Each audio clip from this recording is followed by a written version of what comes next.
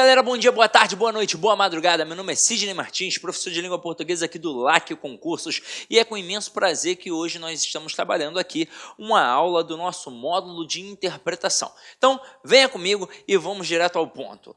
Hoje a gente vai trabalhar denotação e conotação. Você provavelmente na época da escola aprendeu através de uma outra roupagem. Então, antes de começar a nossa aula com o nosso material propriamente dito, a gente vai relembrar talvez essa roupagem que você tenha aprendido na época da escola. Então acompanha aqui comigo rapidinho, ó. A gente vai colocar aqui, ó, linguagem real e figurada. Provavelmente foi assim que você aprendeu na escola. Só que os concursos trabalham com outras palavrinhas, é uma nova nomenclatura. Na verdade, não é nova, né? Na verdade, a gente já trabalha isso há muito tempo. Mas como a gente ainda carrega o ranço escolar, é muito comum você visualizar apenas real e figurada e lembrar. Apareceu denotação e conotação, talvez isso já provoque uma certa dúvida. Então vamos lá. O que é a linguagem real? É a mesma que a linguagem denotativa. O que é a linguagem figurada? É a mesma que a linguagem conotativa. Agora, a gente sabe que a linguagem real é aquela empregada em seu sentido original, e é por isso que a gente diz que o sentido é real. Só que além de ser chamada de linguagem real ou linguagem denotativa, ela também pode ser chamada de linguagem literal. Até aí, tudo bem. Agora, é a linguagem figurada, que é aquela empregada fora de seu sentido original, portanto, fora do sentido real, ela também pode ser chamada de conotativa. E, para finalizar, ela também pode ser chamada de linguagem literária. Então, cuidado, muito cuidado para não confundir literal com literária. Literal é o sentido real, é o sentido original. Literária é o sentido figurado, fora do sentido original. Então, quando a gente fala de denotação, é a mesma coisa que linguagem real e literal. Quando a gente fala de conotação, é a mesma coisa que linguagem figurada ou literária. Isso aqui é a base para um outro assunto que a gente vai estudar demasiadamente aqui no nosso curso, que é o assunto de linguagens figuradas, ou as figuras de linguagem. E todas as figuras de linguagem têm a linguagem conotativa, ou seja, é o teor da conotação empregado ali. Afinal de contas, as linguagens figuradas, elas existem no nosso dia a dia e nas provas, quando a gente emprega a palavra, emprega a expressão fora de seu sentido original. E é por isso que ela adquire diversas nuances, ou seja, as nuances figuradas, ok? Agora que a gente já está habituado com o que a gente chama de linguagem denotativa, conotativa, real e figurada, a gente vai cair para dentro agora do nosso material para estudar de forma dirigida, ok? Então, vou apagar aqui só para não ficar poluído visualmente, ok? Então, vamos lá, turma. Vamos massificar esse conteúdo. Então, acompanha aqui comigo. Denotação é o uso da palavra com o seu sentido original. Exemplo. Pedra é um corpo duro e sólido da natureza das rochas. Então, a palavra pedra aqui, empregada dentro do seu sentido original, ou dentro do seu sentido real, como preferir, é um mineral, que você já conhece provavelmente. Agora, conotação é o uso da palavra com um significado diferente do original, criado pelo contexto. Exemplo, você tem um coração de pedra.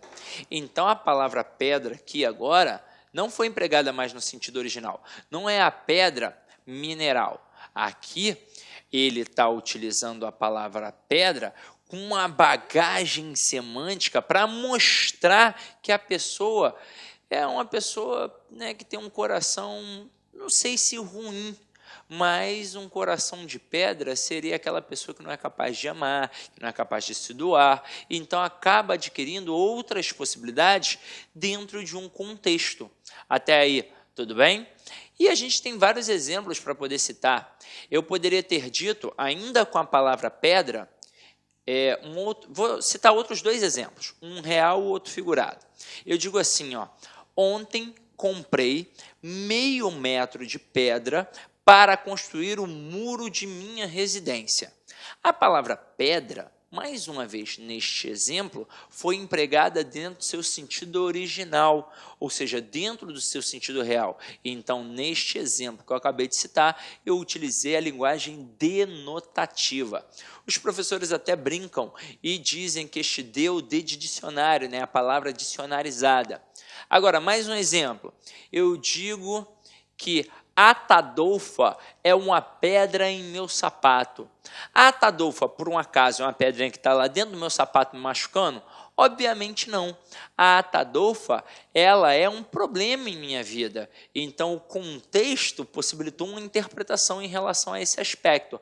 Até aí, tudo bem? Tranquilo, não é? Então, a gente já sabe o que é a linguagem real, linguagem figurada. E cabe salientar mais uma vez, denotação é a mesma coisa que linguagem real, é a mesma coisa que linguagem literal. Conotação é a mesma coisa que linguagem figurada, é a mesma coisa que linguagem literária. Brinca aqui comigo aqui no nosso próximo slide, ó. Campo semântico, isso é muito importante. As palavras podem associar-se de várias maneiras. Quando se relacionam pelo sentido, temos um campo semântico. Não se trata de sinônimos ou antônimos, mas de aproximação de sentido num dado contexto. Até mesmo porque a gente aprende na escola rapidamente, ainda quando criancinhas, lá no primeiro segmento do ensino fundamental, as concepções, as significações das palavras. E a gente aprende logo de cara o que são sinônimos e antônimos. Sinônimos são aquelas palavras de campo similar, né? Ou seja, elas são aproximadas semanticamente, como lar e moradia, e casa, e por aí vai. Ou seja, adquirem aspectos sinônimos, e os antônimos são as palavras de campos opostos, são as oposições, são os antônimos, como o bem e o mal, o céu e o inferno, o gordo e o magro, o baixo e o alto, e por aí vai. Agora, na língua portuguesa, a gente não possui um sinônimo perfeito. Por mais que pareça perfeito, isso não existe. Por exemplo, a gente pensa aqui em lar e moradia, em casa e lar. Ó, casa e lar, por exemplo, são sinônimos. Mas você consegue imaginar uma frase, por exemplo, dizendo que vai comprar um lar para morar? Não, não consegue. Então, realmente não existe um sinônimo perfeito na língua portuguesa. Até mesmo porque, se existisse, não teria por que a gente ficar criando novas possibilidades. Agora, a gente tem na língua portuguesa palavras que estão dentro de um mesmo campo semântico. E isso possibilita vários aspectos na língua. Olha os exemplos que eu vou colocar aqui, ó. Perna, braço, cabeça, olhos, cabelos, nariz, partes do corpo humano. Então, quando a gente começa a brincar com isso, a gente começa a entender um campo da semântica muito importante, que é a concepção de homônimos e a concepção de parônimos, e a concepção de hiperônimos, e a concepção de hipônimos. Então, aqui, basicamente, a gente está entendendo o que é um hiperônimo, o que é um hipônimo. Hiperônimo é aquilo que transmite o sentido geral, aquele sentido maior. Hipônimo é aquilo que transmite o sentido específico, ou seja, menor. Então, quando eu utilizo perna, braço, cabeça, olhos, cabelos, nariz, isso tudo aqui são elementos menores em relação ao corpo humano. É como se eu falasse que tudo isso que eu acabei de apresentar aqui com a cor preta fossem os hipônimos, ou seja, os termos específicos para representar um termo geral, um termo maior, que é o hiperônimo, no caso, o corpo humano. Por quê? Porque todos esses elementos que eu acabei de apresentar aqui são partes do corpo humano. Agora aqui, ó, azul, verde, amarelo, cinza, marrom, lilás são o quê? As cores. Então, tudo isso aqui que eu acabei de apresentar são elementos que mostram as cores, ou seja, são os elementos hipônimos para um campo maior, que é o hiperônimo. Aqui, ó, martelo, serrote, alicate, torno, enxada, são o quê? As ferramentas. Então, eu vou até citar mais o último, né? Batata, abóbora, aipim, berinjela, beterraba, legumes. Diante disso, turma, quando a gente trabalha palavras de mesmo campo semântico, a gente começa a aproximar os significados e a gente começa a trabalhar em cima de uma coerência. Exemplo que eu vou citar aqui para vocês. Vou criar um pequeno texto que, a princípio, pode não fazer muito sentido. Então, eu coloco aqui, ó, sei lá, alimento, legume, batata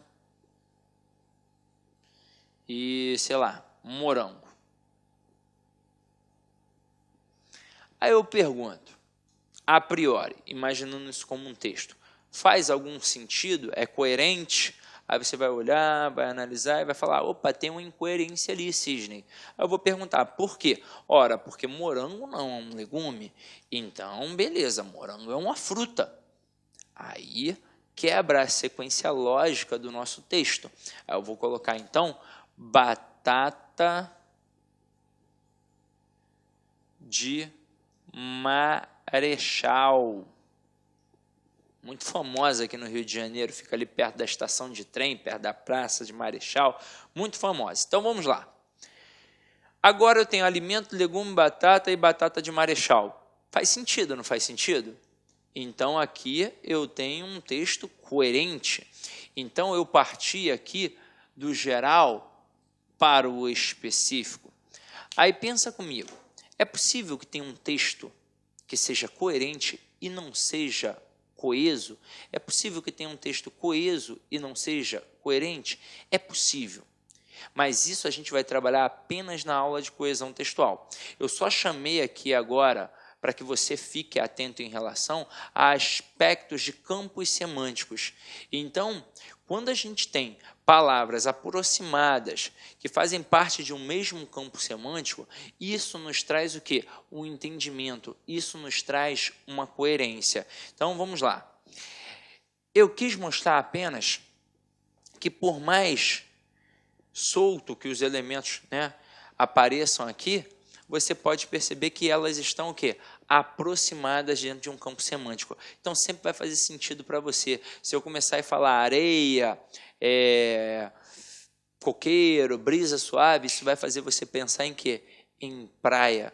Então, a gente tem de entender que dentro dessa denotação e dentro dessa conotação, as palavras que são associadas, elas nos permitem um entendimento se aquilo dali está sendo trabalhado dentro do seu sentido original ou se aquilo dali está sendo trabalhado fora do seu sentido original. Vamos pegar aqui, por exemplo, só para que você possa entender, a palavra cabeça.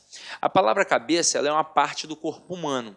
Então, se eu simplesmente disser que Leonardo está com dor na cabeça, eu utilizei a palavra dentro do seu sentido original, que é uma parte do corpo humano. Mas se eu pegar e falar que o Leonardo é o cabeça da turma... Olá, meus amigos, minhas amigas, e aí, gostou da aula do professor? Então, eu, professor Luiz Antônio Carvalho, estou aqui para fazer um grande convite para vocês. Quero convidar vocês a conhecer a nossa proposta pedagógica para o concurso da PM Espírito Santo 2018. Nós aqui da Lá Concursos, nós estamos disponibilizando 4 cursos, aliás, 2 cursos, um para o cargo de soldado, um para o cargo de oficial, todos os cursos super atualizados, ponto a ponto do edital, super competitivo. Professor, qual que é o valor do investimento? O valor do investimento, apenas 10 parcelas de R$ 25. Você terá 75 dias de acesso e poderá assistir quantas vezes quiser, na hora que desejar. Pode ter certeza que é uma grande aquisição, é um grande investimento. Vem conosco, vem estudar aqui na Lá Concursos. Professor, eu quero saber de mais informações, né? Então, nós aqui da Lá Concursos, nós estamos montando aí uma lista de transmissão exclusiva da PM Espírito Santo, né? Nós, inclusive, nós queremos fazer alguns aulões ao vivo de revisão, Tá? Então, se você quiser participar dessa lista, não paga nada, informações, dicas, exercícios e assim por diante. Nós temos aqui o DDD 65997199373, que você vai participar dessa nossa lista de transmissão e você vai ficar super atualizado aqui na Lá Concurso. Mas, antes de qualquer coisa, convido vocês a se matricularem no nosso curso online completo, ponto a ponto do edital, super atualizado da Lá Concurso. Um forte abraço, eu espero vocês. Tchau, tchau. Clique lá.